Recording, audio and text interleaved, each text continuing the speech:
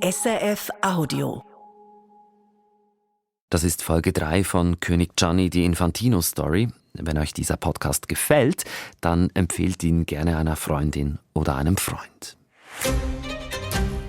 Hello everyone, welcome to this FIFA press conference here in Doha on the eve of the World Cup. The FIFA president Es ist der Tag vor dem WM-Start in Katar 2022. Gianni Infantino gibt eine Medienkonferenz. Sein Sprecher kündet ihn an. With that, I will hand over to Gianni for some opening remarks. Gianni Infantino trägt Krawatte und einen Anzug. Vor ihm liegt der WM-Ball. Thank you very much, Brian, and I hope you have some time for the opening remarks. Man merkt sofort, Infantino will etwas loswerden. Die Kritik an der WM in Katar ist sehr laut in diesen Tagen. I've been pretty quiet in the last few months. Die Menschenrechtssituation, die Arbeiter, die beim Bau der WM-Stadien in Katar gestorben sind, Frauenrechte, LGBTQ-Rechte, Rechte von Migranten. Die Liste an Kritikpunkten ist schier endlos. Today I have very strong feelings. I can tell you that. Jetzt will sich Infantino äußern und er holt aus. Today I feel Qatari, Arab, African. Today I feel gay, disabled. Today I feel a migrant worker.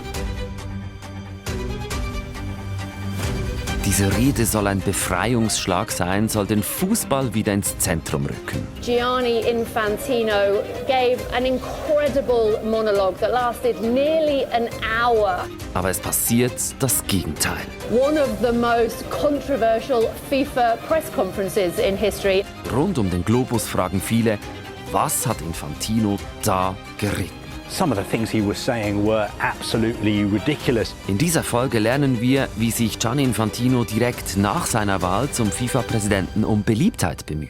Darum ist meine Art, der Bevölkerung zu bringen, im Wallis können Merci sagen für alles. Und wie er vom Hoffnungsträger für den Weltfußball für viele zur Hassfigur wird. People like Gianni Infantino and his money-hungry FIFA outfit should be roundly condemned. Gianni Infantino presst den Fußball aus. Trotzdem bleibt Infantino an der Macht und die ihm auf die Finger schauen sollen, sind schnell ihren Job los. Und dann haben wir gesagt, okay, wenn wir nicht mehr gebraucht werden, dann fliegen wir mit der nächsten Maschine zurück. Das ist König Gianni, die Infantino-Story, eine SRF-Podcast-Serie von News Plus Hintergründe. Diesmal mit einer Recherche von Isabel Pfaff, Oliver Carrison und mir, Raphael Günther. Das ist Folge 3, der Gehasste.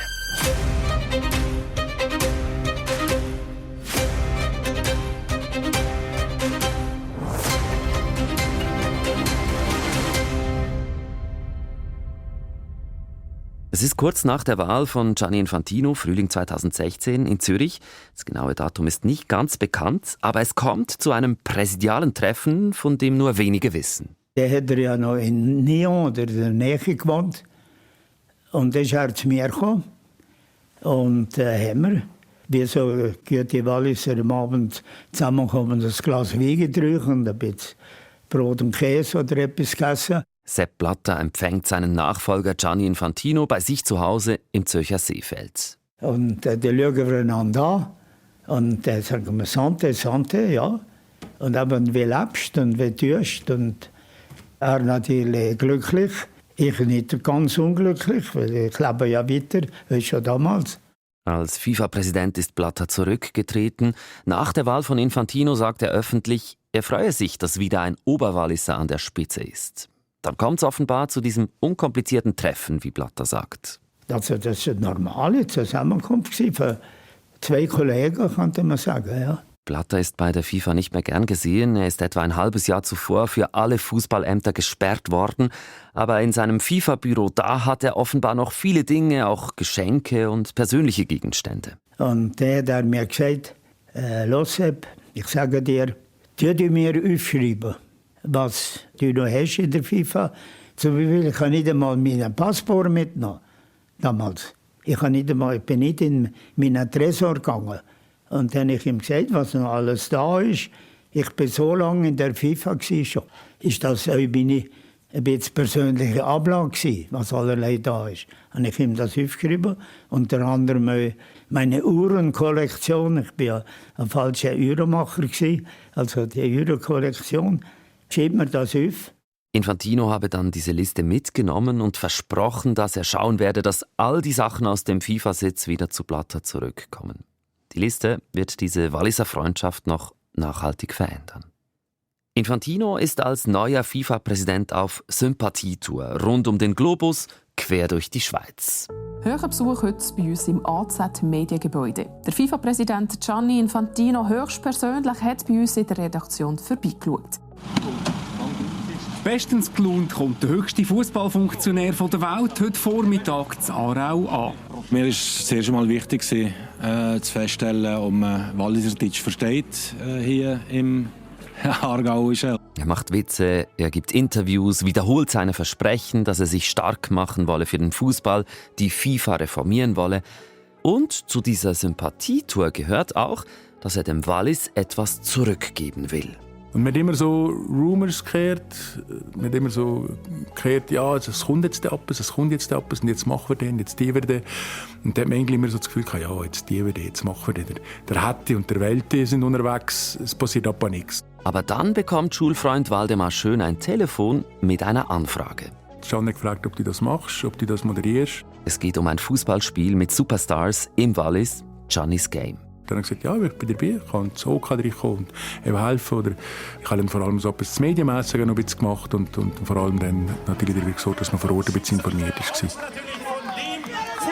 schlechthin der letzten 30, 40 Jahre, Diego Armando Maradona mit Diego. Waldemar Schön kündigt Maradona an, einen der größten Fußballer aller Zeiten. Und auch andere Superstars, die extra ins Wallis gereist sind. Der Brasilianer Ronaldo, Gianluigi Buffon, Marco van Basten. Die Fußballlegenden sind etwas ins Alter gekommen, aber sie werden gefeiert. Gianni umarmt die Stars auf dem Feld und rundherum sieht alles etwas nach Grümpi aus. Infantino trägt ein blaues Trikot, Gianni steht hinten drauf und die Nummer 9. Ja, der Gianni hat gespielt, selbstverständlich. Der ist ins Spiel reingekommen und hat gleich gut gespielt wie immer, nämlich eher bescheiden. Aber das war auch nicht die Idee, sondern es ist wirklich darum gegangen, das Fußballspiel wie unter Freunden. Das ist ja die Magie des Fußball, oder? Dass man, auch wenn man in der 5. Liga spielt und vielleicht mal per Zufall ein Goal schießt, fühlt man sich ja auch so wie ein Ronaldo oder ein Maradona oder einer von diesen ganzen Stars. Die Gefühle sind ja gleich, das sind die Gefühle für den Fußball. Und darum sieht man, dass nichts unmöglich ist. Und das immer. Man hat praktisch keine Bodyguards gesehen. Es war ganz easy. Der Maradona ist ohne Bodyguard gekommen. Gianni selber auch. Du hast nicht irgendwie gesehen, dass der ist beschützt wurde oder so. Es ist irgendwie ganz einfache. Es war wie ein Familientreffen eigentlich gewesen. Habe ich das Gefühl von diesen ganzen Fußballern. Ja, das hat mich gefreut. Das war auch mit die Idee, dass wir hier den Leuten etwas bieten können, dass wir jeden Leuten Danke sagen für alles, was sie gemacht haben, auch um mir selber zu erleben, Fußball zu spielen und um meine Leidenschaft hier zu leben. Und darum ist meine Art, jedem der Bevölkerung zu Brig im Wallis Merci zu sagen für alles.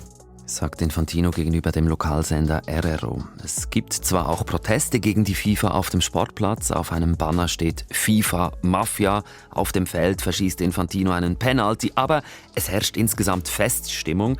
Etwa 4000 Zuschauerinnen und Zuschauer sind da, auch Infantinos Familie. Ja, Mama, der Match genossen, ist jeder frei auf jeden Fall. Das ist wichtig, das ist das Wichtigste. Gianni macht seine Mutter glücklich. Brig ist in Maradona-Ekstase. Ja, im Wallis scheint die Welt in Ordnung. Aber rundherum, da bahnen sich für Infantino die ersten Probleme an. Isabel, du hast Medienberichte von damals rausgesucht. Da ist von ersten Skandälchen die Rede. Es kursieren zum Beispiel interne Papiere aus der FIFA, in denen steht, Infantino habe über 10.000 Franken für eine Matratze ausgegeben. Er habe einen teuren Hometrainer bestellt, viel Geld für Mietautos und Chauffeure ausgegeben. Alles bezahlt von der FIFA.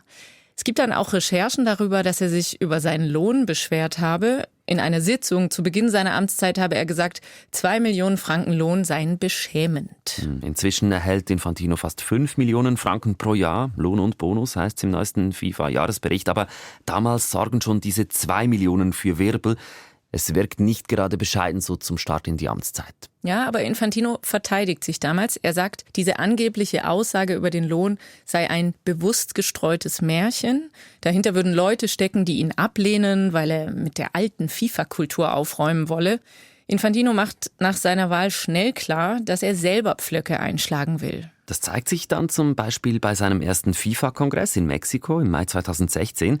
Dort geht es unter anderem um die internen Kontrollorgane der FIFA, die darauf schauen sollen, dass der Verband und seine Mitarbeitenden sich an die internen Regeln halten. Infantino lässt damals die Regeln so ändern, dass er und sein Exekutivgremium, der FIFA-Rat, mehr Macht haben bei der Besetzung dieser Gremien, zumindest vorübergehend. Und der FIFA-Kongress stimmt dem dann auch zu. Infantino begründet die Änderung damit, dass der FIFA-Rat vakante Stellen rasch besetzen und man eben nicht Zeit bis zum nächsten Kongress erst verlieren wolle.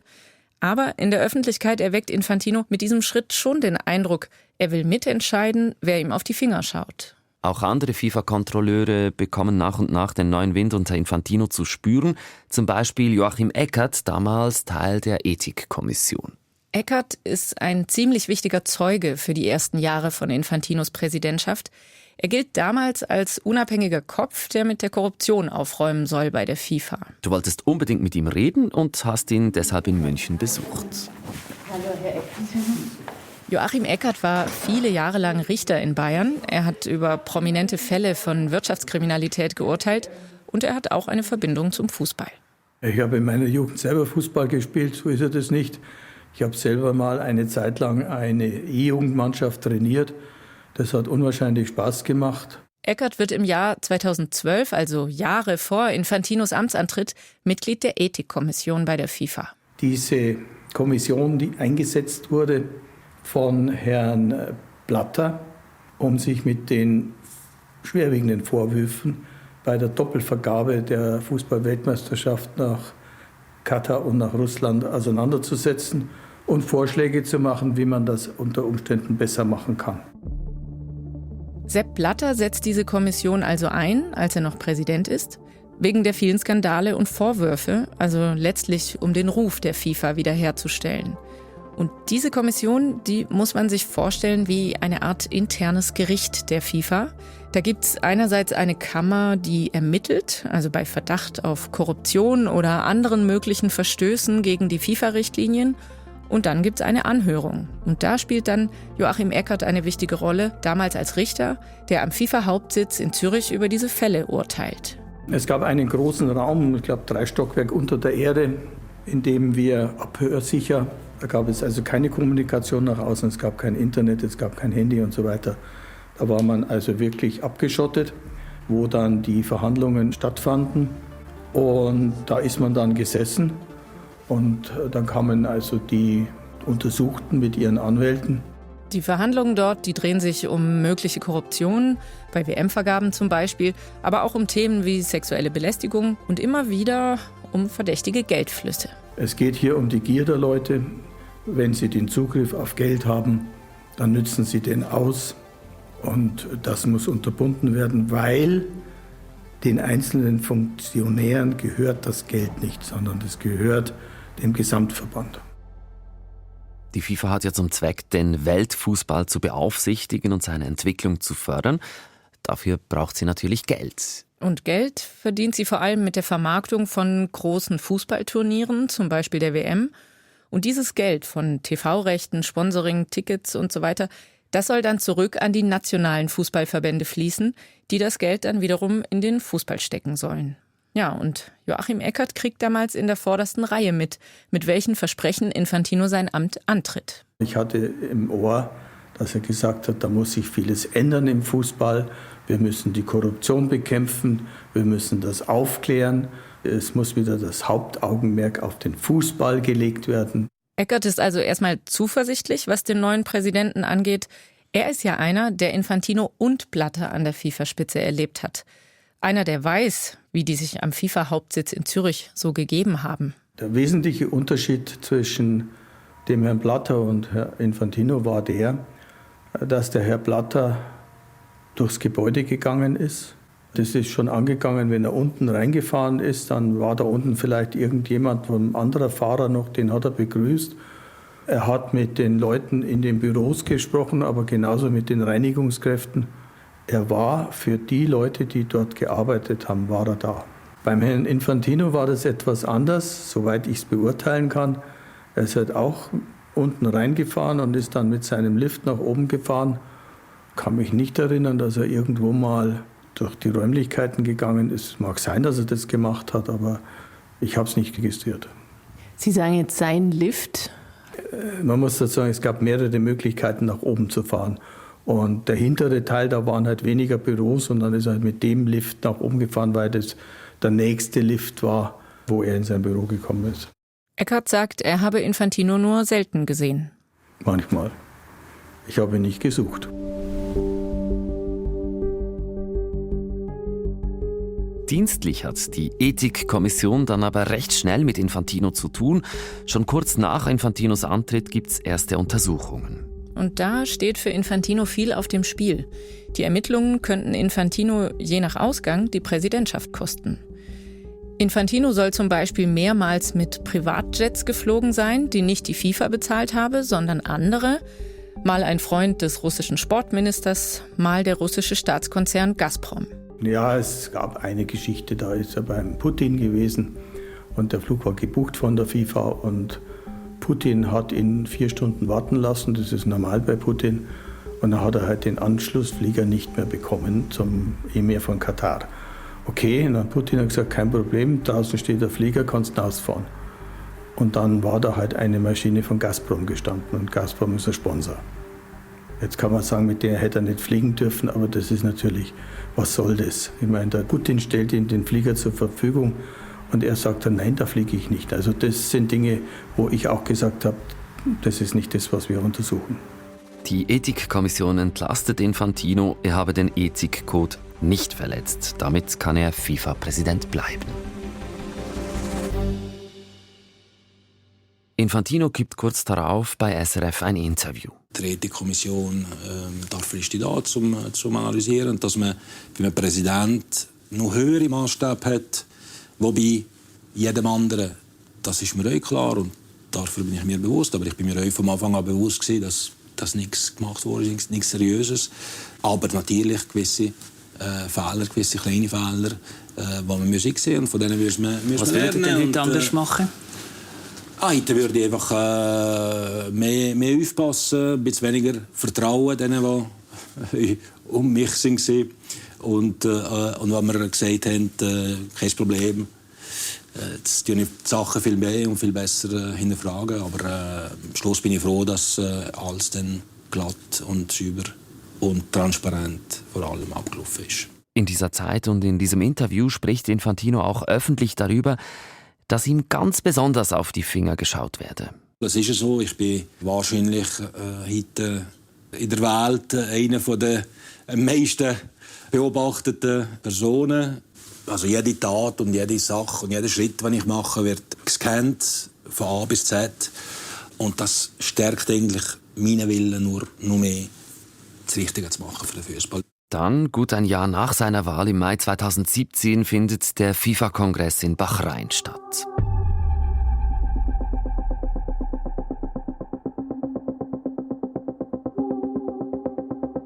Da fliegt Joachim Eckert zusammen mit dem Chefermittler der Ethikkommission, dem Schweizer Cornel Borbeli, hin an diesen Kongress. Sie gehen davon aus, dass sie dort im Amt bestätigt werden.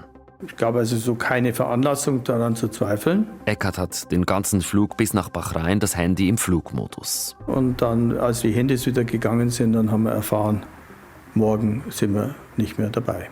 Und dann haben wir gesagt, okay, wenn wir nicht mehr gebraucht werden, dann fliegen wir mit der nächsten Maschine zurück. Und um wie viel Uhr sind Sie dann wieder abgeflogen? Die nächste Maschine ging erst am nächsten Abend. Eckert erfährt auf dem Rollfeld aus den Medien, dass er und andere Mitglieder aus der Ethikkommission nicht mehr gebraucht werden, nicht mehr gewählt werden sollen. Und wir haben dann eine Medienkonferenz einberufen. The loser is soccer because trying to get a clear, honest FIFA, it's very difficult now. Waren wir dann irgendwie im 17. Stock oder wo in einem Raum und dann jede Menge Mikrofone und Fernsehkameras. In the moment, I'm not quite sure if the changing is going on. Wir haben gesagt, die Ethikkommission in der Zusammensetzung und in der Funktion, wie wir sie hatten, gibt es jetzt nicht mehr.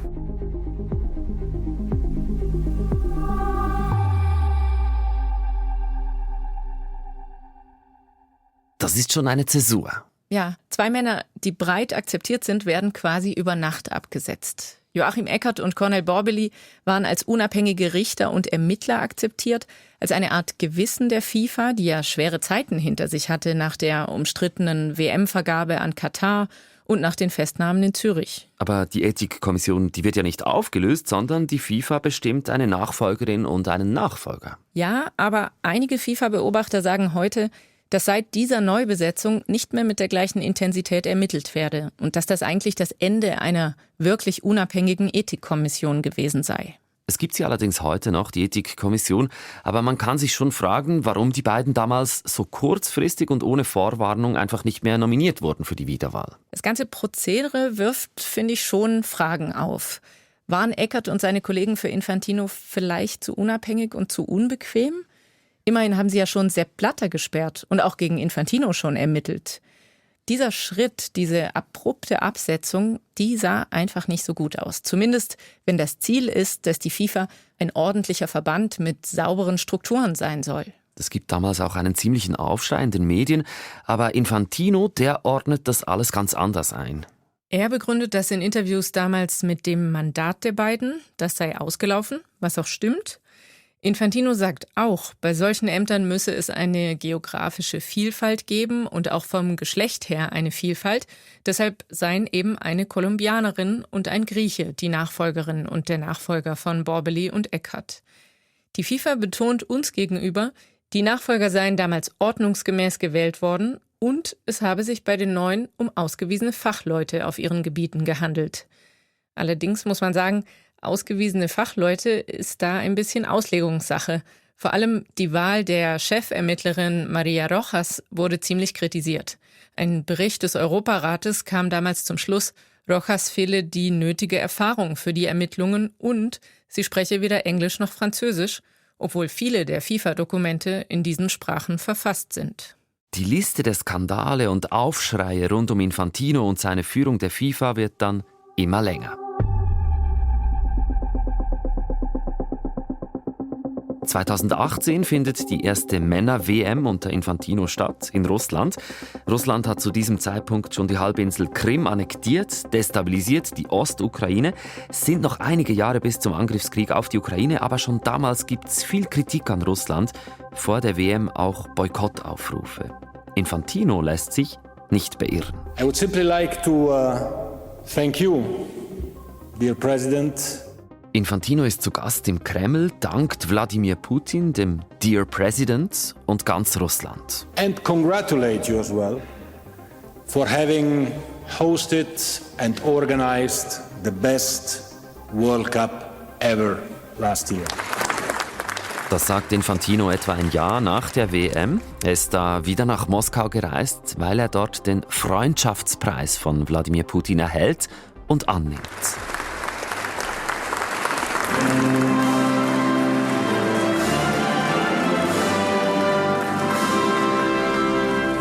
Auf den Bildern von damals sieht man, wie Putin Infantino die Hand schüttelt und dann einen Orden ans Jackett hängt. Dass diese Bilder nicht gut gealtert sind, das kann man aus heutiger Sicht leicht sagen. Sie sorgen aber auch schon damals für Kritik.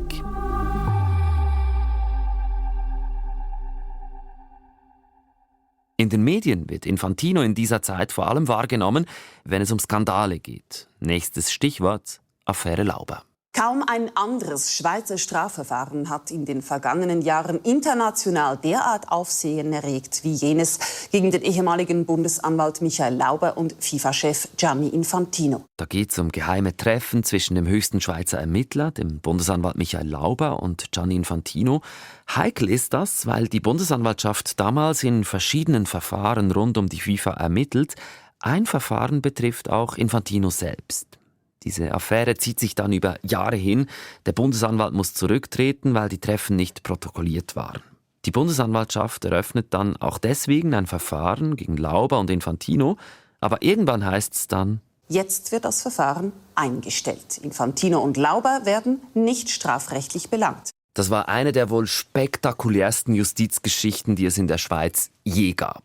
Juristisch ist an Infantino in dieser Sache aber nichts hängen geblieben. Die Sonderermittler kamen zum Schluss, die FIFA habe die Bundesanwaltschaft nicht instrumentalisiert. Und Infantino sagte danach, es ist jetzt allen klar, dass die Anschuldigungen gegen mich nur verzweifelte Versuche von armen, neidischen und korrupten Leuten waren, meinen Ruf anzugreifen.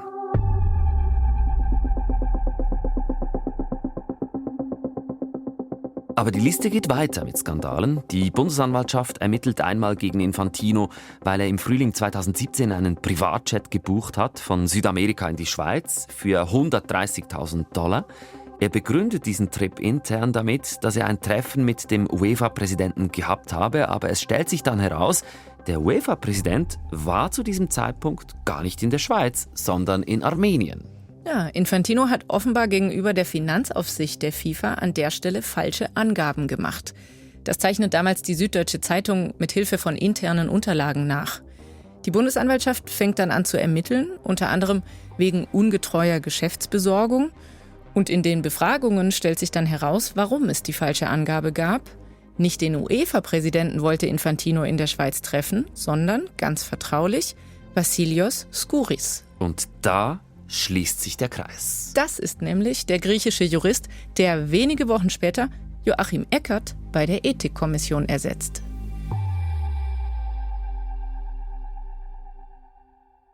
Das Verfahren wegen dieses Privatflugs von Südamerika in die Schweiz wird dann auch eingestellt. Infantino kann den Ermittlern darlegen, dass er mit dem Flug nicht gegen das FIFA-Spesenreglement verstoßen habe. Juristisch bleibt also erneut nichts an ihm hängen. Interessant ist aber, dass es durchaus einige FIFA-Beobachter gibt, also Journalisten oder auch Juristen, die genau wegen solcher Entscheide der Ansicht sind, dass die Schweizer Justiz besonders zahm sei mit der FIFA. Auch den Freispruch von Blatter und Platini nach dieser 2-Millionen-Zahlung damals sehen manche als Beleg dafür. Und tatsächlich blieben auch schon in Ermittlungen gegen Infantino Ungereimtheiten stehen. Zum Beispiel konnte die Bundesanwaltschaft nicht richtig klären, warum es überhaupt Treffen ohne Protokoll zwischen der FIFA-Spitze und Lauber gegeben hat. Trotzdem hat die Schweizer Justiz das Verfahren später eingestellt. In der öffentlichen Wahrnehmung bleibt aber doch etwas hängen von all diesen Skandalen. Infantino ist ja gerade mit dem Versprechen angetreten, der Fußball soll wieder im Zentrum stehen, aber unter ihm geschieht eigentlich oft das Gegenteil.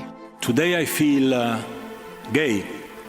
Today I feel disabled. Today I feel a migrant worker.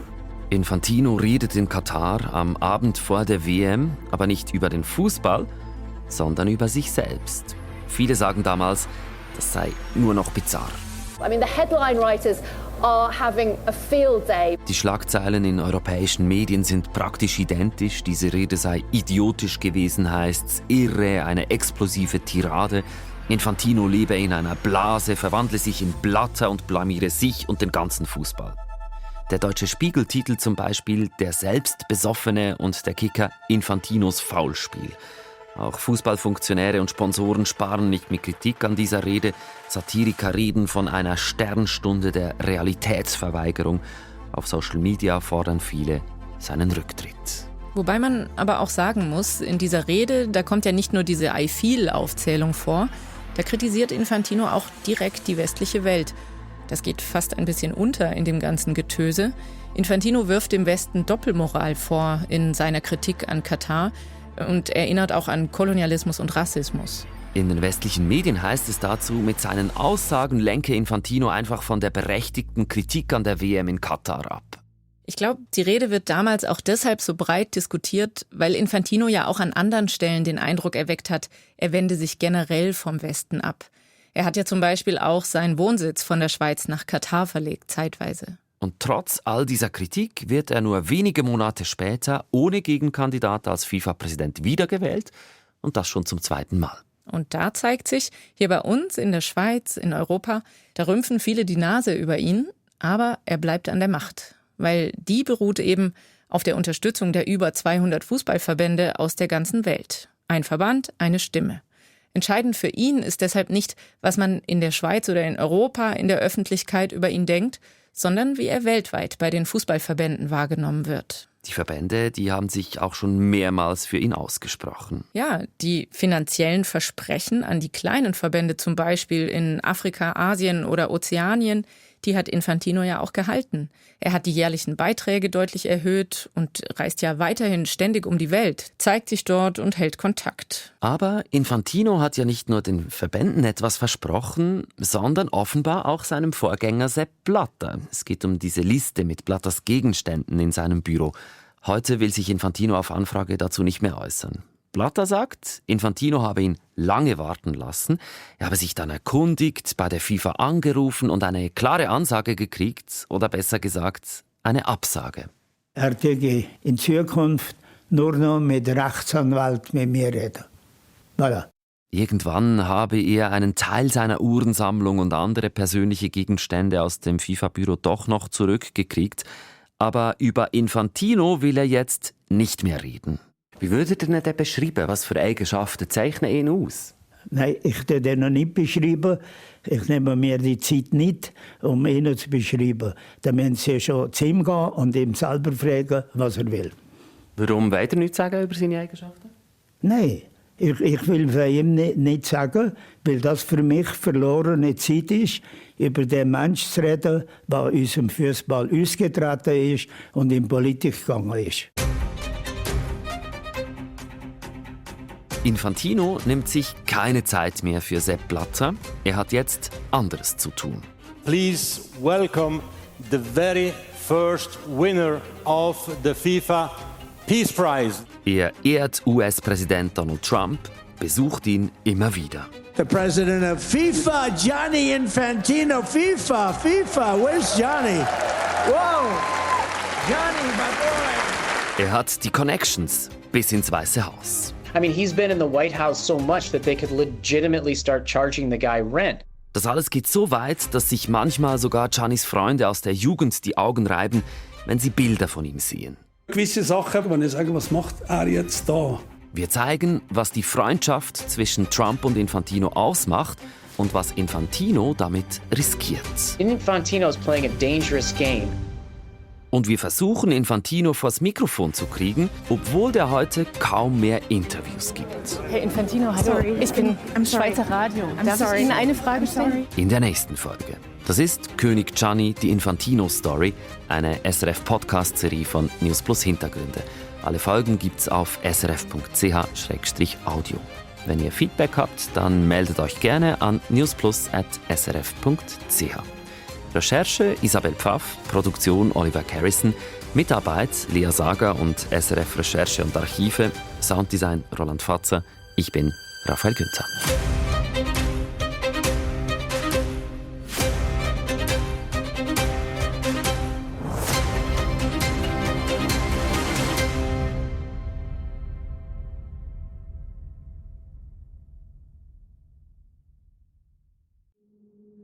Das war ein Podcast von SRF. Produziert im Auftrag der SRG.